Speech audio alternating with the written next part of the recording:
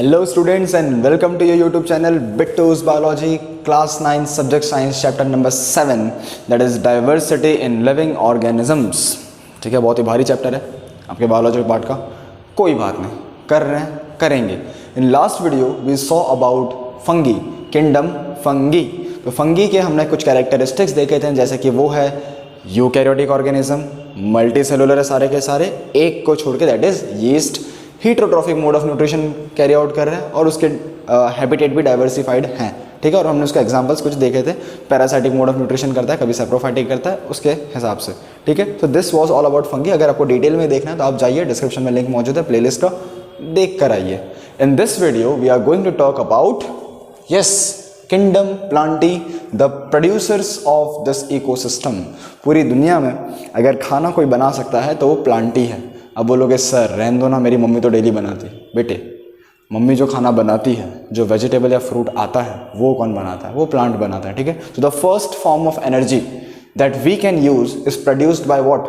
Plants, है ना। तो प्लांट बायोलॉजिकली ऐसा प्रोसेस करेंगे जिससे हमारे पास खाना आ जाता है, जिसको बोलते हैं फोटोसिंथेसिस। तो प्लांट्स आर द प्रोड्यूसर्स, तो उनके बारे में पढ़ना है, बहुत ही आवश्यक। So let's get started with kingdom Plantae.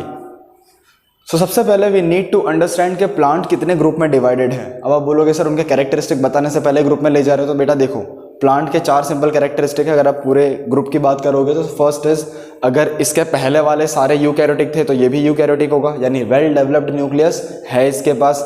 Multi cellular body, yes. क्या टिश्यू बना रहा है? यस। ऑर्गन बना रहा है? हाँ जी। ऑर्गन सिस्टम बना रहा है? ऑफ कोर्स, है ना, करेगा ही ना। ठीक है, तो ये सब हो रहा है उसके अंदर, right. These are the common characteristic features, but it is able to produce its own food. तो plants are also known as autotrophs because they follow autotrophic mode of nutrition by the process of photosynthesis, जिससे वो अपना खाना खुद बना रहे हैं। ठीक है, तो प्लांट के ये सारे जनरल कैरेक्टरिस्टिक है। अब जो आप बोलोगे सर आप तो इतना फटाफट समझा दिए, हमको समझ में कुछ नहीं आया, तो बेटा देखेंगे, है ना। अभी तुमको सिर्फ किंगडम प्लांटे के कैरेक्टरिस्टिक समझना है, उसके सारे प्रोसेसेस आप अगले साल देखने वाले हो वैसे भी 10th में, राइट। लेकिन उसके लिए 9th से निकलना जरूरी है। आओ निकलते हैं। Kingdom Plantae is divided into, अब देखो, जब भी मैं पूरा क्लासिफिकेशन करूंगा, क्लासिफिकेशन का मतलब होता है dividing into groups so that the study becomes easier. तो जब भी अपने डिवाइड करेंगे तो उसका कोई ना कोई बेसिस होगा। बेसिस आप समझते हो, है ना, किस क्राइटेरिया पे अपने डिवाइड कर रहे हैं वो। तो जिसके पास वो क्राइटेरिया प्रेजेंट है वो राइट साइड पे लिखते हैं, जिसके पास वो क्राइटेरिया प्रेजेंट नहीं है वो लेफ्ट साइड पे लिखते हैं। समझ में आया? जो फीचर है तो राइट साइड, फीचर नहीं है तो लेफ्ट साइड।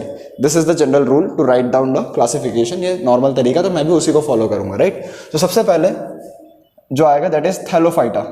अब बोलोगे the first classification was done on what basis? सबसे पहला जो क्लासिफिकेशन किया गया कौन से बेसिस के ऊपर हुआ? ये वाला। ठीक है, तो पहला classification is basis on the thallus organisation. Now what do you mean by thallus organisation?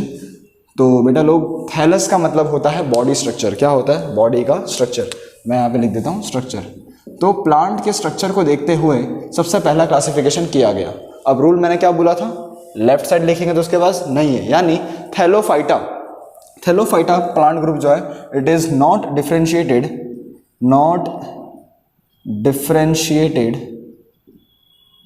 Into root, stem and leaves. समझ में आया? जो थैलोफाइटा है उसके पास रूट, स्टेम या लीव्स अलग अलग नहीं है, यानी वो प्लांट तो है लेकिन प्लांट को देख के आपको पता नहीं चलेगा कि इसका स्टेम किधर है, इसका रूट किधर है, इसका लीफ किधर है। आप बोलोगे ऐसा कौन सा प्लांट है? तो देख लो, आल्गी, है ना। आपने देखा होगा जहाँ पे मॉइस्चर प्रेजेंट होता है या फिर गीला होता है, दीवारों पे ग्रीन कलर का कुछ उग गया होता है ना, ग्रीन कलर का। आप ऐसे निकालोगे तो हाथ में भी आ जाएगा, दैट इज कॉल्ड आल्गी, है ना। तो वो आल्गे है, which is the example of Thallophyta. है तो सही, ठीक है। हम इसको डिटेल में बाद में देखेंगे, अभी सिर्फ क्लासिफिकेशन कर रहे हैं। थैलोफाइटा हो गया। नेक्स्ट इज, अब यहां से जिनके पास भी है, ठीक है, जो भी है यहाँ पे, they are well differentiated into roots, stem and leaves. सही बात है, differentiated into roots, stem and leaves.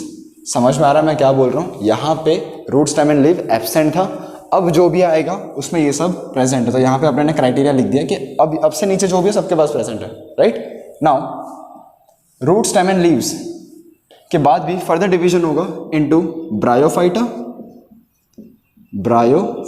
दूसरा ग्रुप कौन सा है? ब्रायोफाइटा। अब जो ये ब्रायोफाइटा है उसके पहले का क्लासिफिकेशन का क्राइटेरिया क्या है, यानी यहाँ पे आप कौन से सिस्टम पे क्लासीफाई करेंगे। पहले आपने देख लिया थैलस ऑर्गेनाइजेशन, अब क्या देखेंगे, वैस्कुलर टिश्यूज। क्या देखेंगे, वैस्कुलर टिश्यूज। वैस्कुलर टिश्यूज मतलब होता है वैस्कुलर बंडल्स, जो कि है जाइलम एंड फ्लोएम। ये आपने 6th चैप्टर में पढ़ा था टिश्यूज में कि वैस्कुलर बंडल्स क्या होते हैं, xylem and phloem, which are associated with the transportation of water, minerals and foods respectively. ठीक है, जाइलम जो है वाटर और मिनरल का ट्रांसपोर्टेशन कराता है, फ्लोएम जो है फूड का कराता है, ये आपने ना पढ़ा हुआ है। ठीक है, तो वैस्कुलर टिश्यूज क्या है या नहीं है। अब ब्रायोफाइटा किधर आया, लेफ्ट साइड में आया, तो इसके पास ऑब्वियसली क्या होगा, नहीं होगा। तो यहाँ पे हम लोग लिखते हैं vascular tissues are absent, vascular tissues are absent, नहीं है इसके पास। अब यहां से आगे जो भी जाएंगे उन सबके पास क्या होने वाला है, होगा।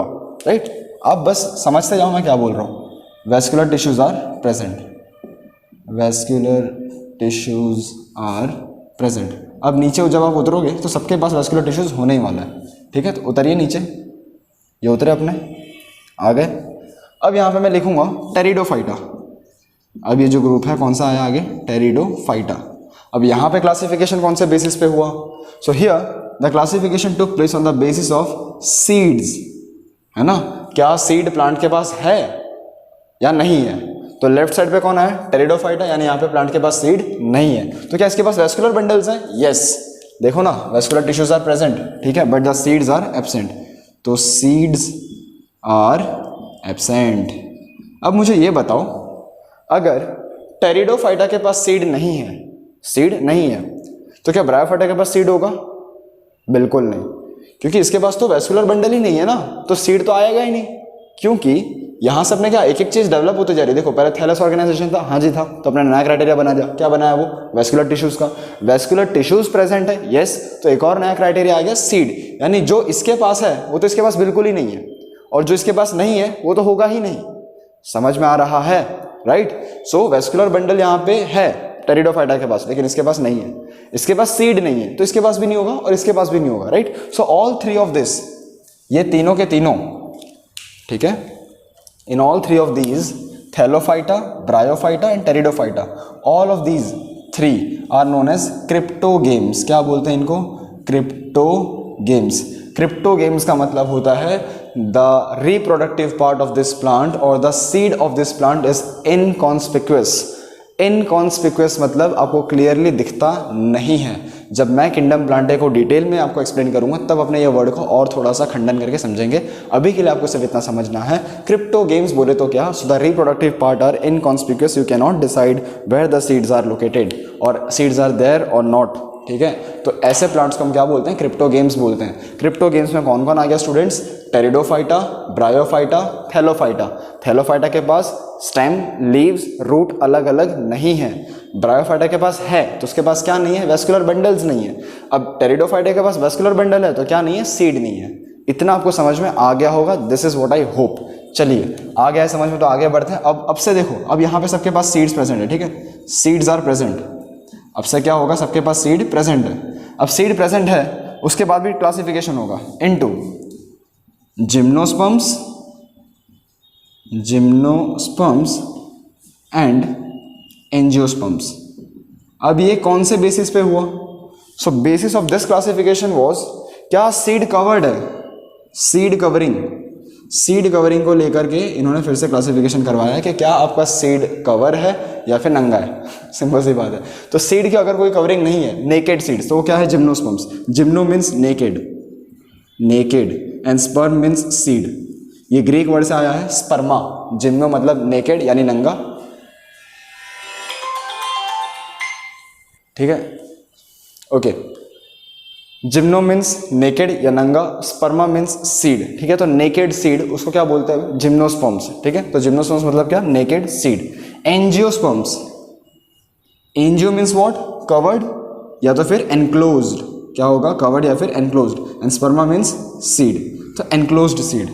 Naked seed, enclosed seed. अब ये जो एनक्लोज्ड होगा सीड किसके अंदर होगा, फ्रूट के अंदर, ऑब्वियसली। तो फ्रूट के अंदर तुम्हारा सीड जो है एनक्लोज्ड है, ठीक है।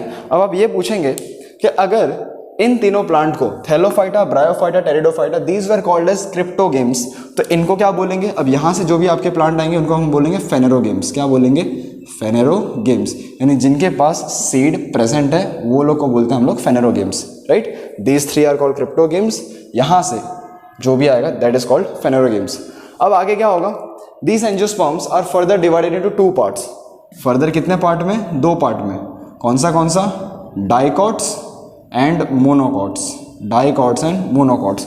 यहाँ पे फॉर्मेशन जो हो रहा है, यहाँ पे जो क्या हो रहा है, क्लासिफिकेशन हो रहा है, इसका बेसिस क्या था, बेसिस है कि भाई कॉटिलिडन्स के नंबर कितने प्रेजेंट है, कॉटिलिडन्स कितने लीफलेट निकलेंगे उसके अंदर से, ठीक है, कितने नंबर ऑफ कॉटिलिडन प्रेजेंट है। अगर 2 कॉटिलिडन है, ठीक है, तो डाइकॉट 2, अगर सिंगल कॉटिलिडन है तो मोनोकॉट। जैसे कॉफ़ी पता है, कॉफ़ी उसके बीच में से सेपरेशन होता है, 2 पार्ट होते हैं आजू बाजू, दैट इज डाइकॉट, है ना। फिर कुछ सीड ऐसे होते हैं जो होते हैं मोनोकॉट, जिनके अंदर ऐसा कोई पार्टीशन आपको स्पेसिफिकली दिखता नहीं है, ठीक है। So this is all about the classification of kingdom Plantae. एक बार क्विक रिवीजन कर लेते हैं कि हमने किया कैसे। This flow chart is really really important students, ये आपका फंडामेंटल बनता है। 11th में भी ये चैप्टर आपका पीछा नहीं छोड़ेगा। अगर साइंस लेके बायोलॉजी लेने का प्लान है तो इसको ध्यान से पढ़िए लेना, और एग्जाम में कभी कभी 3 मार्क में पूछ भी लेंगे कि draw the flow chart of kingdom Plantae, तब आपको कोई दिक्कत नहीं होनी चाहिए। और अगर आप क्लासिफिकेशन के बेसिस पे पढ़ोगे तो ही आपको आएगा, नहीं तो फिर रट्टा मार लो, देख लेना रट्टा मार के, ठीक है। चलिए शुरू करते हैं। Kingdom Plantae, the first classification is based on, आपको कभी भी है ना क्लासिफिकेशन एक बात याद रखनी है, वही फीचर सबसे पहले आएगा जो सबसे ज्यादा बेसिक है। The most basic feature has to come first. तो सबसे बेसिक प्लांट में क्या हो सकता है, उसके पार्ट्स। तो स्ट्रक्चर के बेसिस पे plant was divided into Thallophyta and all other groups.